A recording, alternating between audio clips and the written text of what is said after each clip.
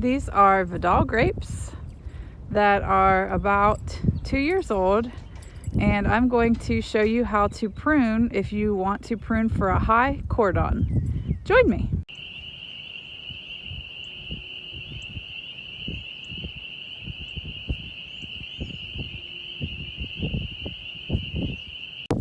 Nala is my helper today. Nala!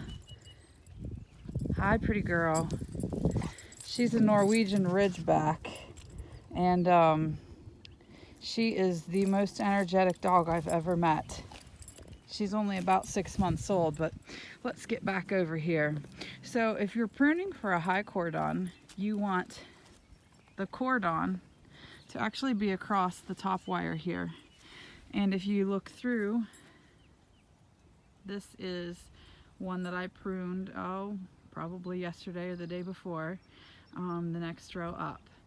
And so basically the fruit is all going to be formed across this top wire here once these vines mature. So these vines are not of a fruiting age yet, so we are really just pruning right now to get them ready for that. The vine that I'm about to prune actually is probably mature enough that we're going to be able to see some pretty good growth. So let's just get right down to it.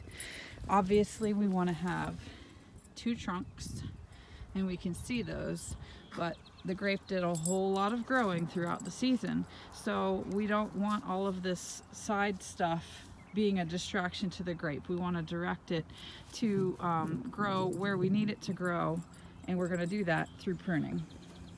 Okay, so I'm going to try to get in close, and this isn't going to be easy because 1, I'm going to have wind distracting us when the wind gusts, and 2, I'm filming with one hand and pruning with the other. So I'll do the best that I can.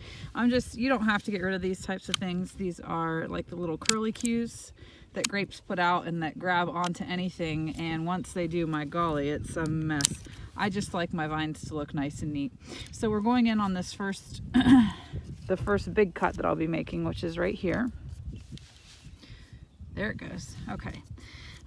Right here, and you can see where the vine made a little V, and this is going to be my main trunk line on the left side. I already have another trunk line for the right side, so I don't need this, which is coming up over here. So I'm going to cut. Hold on a second. One-handed, oh boy. It's gonna be tricky, friends, but we can do this together. One cut right here, and we've got him. And this green means that we have good, healthy plant material there. That's living vine. So I'm just gonna pull this then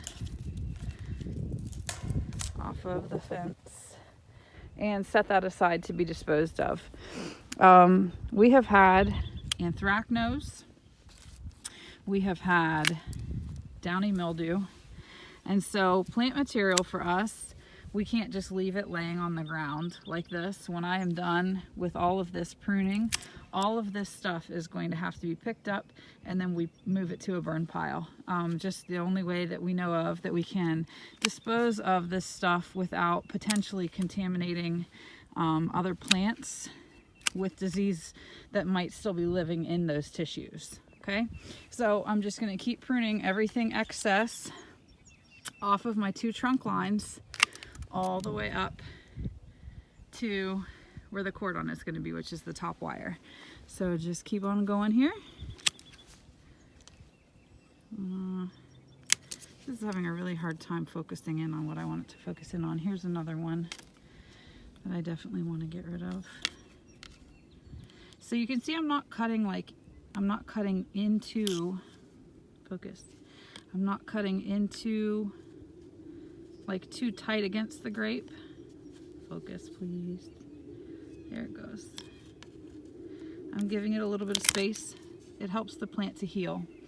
And because we're getting closer and closer to our bud break, which is when the buds actually change into a leaf form, you're going to start seeing that the sap is flowing. As I make these cuts, we'll be able to see some sap.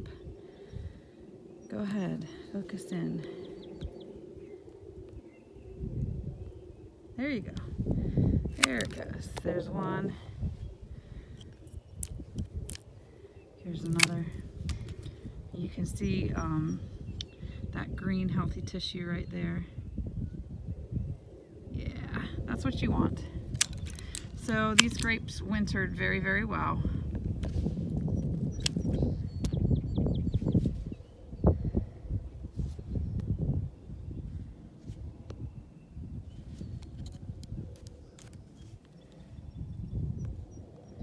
Go ahead, focus in.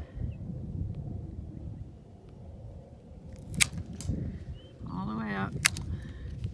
And I'll just go ahead and finish these up, and I'll show you what I have at the end of that. Okay, so as you can see, I have pruned everything off of these grapes, these vines, all the way up, both of them, all the way up to the top, which is going to be our fruit wire. Now once we get to the top, so here's the vine on the left. I did not prune anything from there over on this vine because first we're going to tie it up, and then I'll show you what we're going to do with these little branches after we get the grape tied up. So I'm going to we use this kind of chain, and I'm going to do a tie with both of them here and with both of them here on the pole, and then we'll go up to the fruit wire. All right, so I have the vines, excuse me, the grapevines chained at several different levels.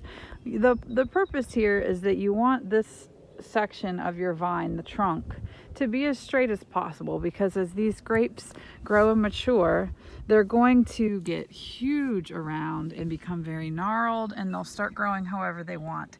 So if you can start them growing in as straight a line as possible when they're still young and relatively pliable, it's definitely a recommended practice. Okay, so at the top, what I did was I actually cut those pieces of chain in half. So I have 3 of those half pieces here. One goes around the wire and around this one side. Actually, I don't like that. I want this to go differently. I want this to go down through.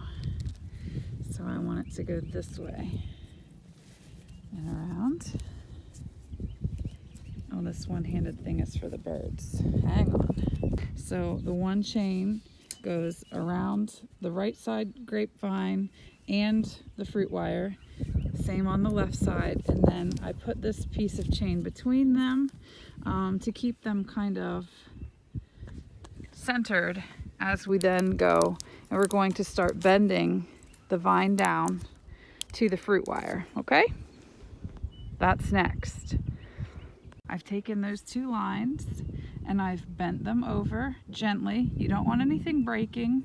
You'll hear a little bit of creaking and cracking, but eventually this won't even need to be here. These are just going to grab onto the fruit wire and do their thing. But for right now, we have the chain just kind of training the vine to do what we want it to do.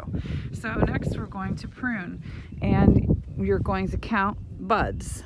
1, 2, and you're going to snip above that second bud. 1, 2, snip. 1, 2, and okay, sorry, I'm not finding you. There we are. There's a bud behind here on this other side. You can see, if I go here, 1, 2, so that's where my next cut will be. And you're just going slightly above, and I'm still getting rid of all this stuff that I don't like. That's dead. This is just one of those curlicues that likes to grab onto stuff. Here's another curlicue. Now, this one may or may not be dead. We'll know by snipping. So I only have these 2 buds. This one doesn't look alive, so I'm going to snip. Zoom in, you crazy camera. I'm going to snip here. And if we have green, do we have green? It's alive, and we do have green.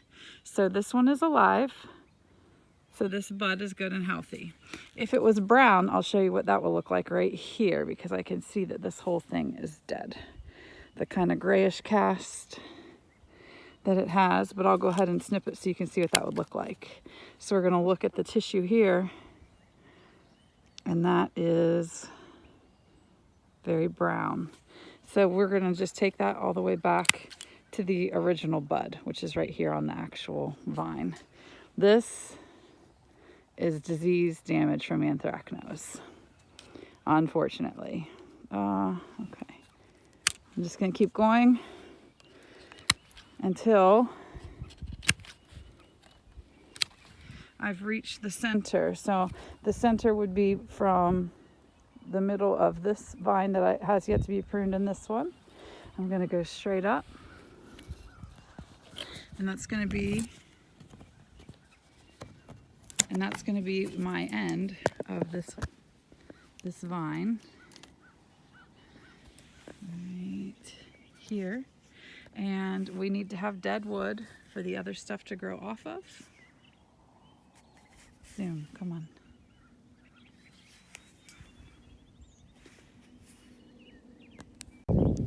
Okay, this is my cut. It goes through the bud. This creates dead wood that will then give us a cordon that can produce nice healthy green shoots from all of these buds.